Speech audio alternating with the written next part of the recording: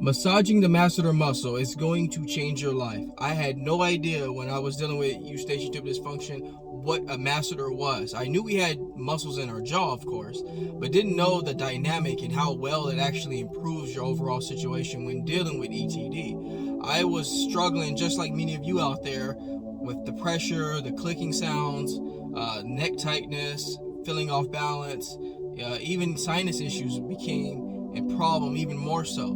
But massaging the masseter muscle, as you can see on the images here, the video I have playing in the background here, is going to give you a sense of clarity. It's actually going to help improve your vision as well. We get very tense around our jaw area, even in our forehead. If we take our 2 fingers here and literally just massage the masseter muscle and do it consistently, we'll start to find relief.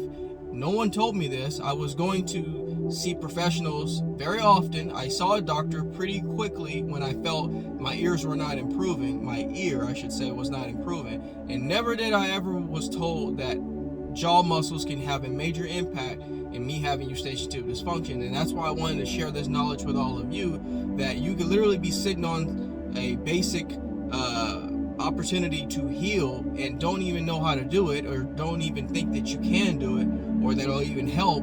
But literally, when we are dealing with this problem, our jaw muscles need to be on point, meaning that we need to have them loose, we need to have them functioning correctly. We tend to blame allergies or we blame sinus problems when it comes to our ear, but when you really study the anatomy, there's a lot more to do with it than just these issues alone. So I'm telling you, when you start working on your posture, work on massaging that muscle, maybe applying an ice pack every now and then to keep it loose. It's really going to change the overall perception of your ear. It's going to loosen the neck muscles. It's going to help with the suboccipital area. It's going to help improve your outlook, as I stated before, things that I didn't even know about. So if you're struggling to find relief, you've been to the doctor, you've been on medication, they've told, hey man, you may need to do other things to help yourself feel better, just start with massaging that muscle, and I guarantee you'll start to really feel better.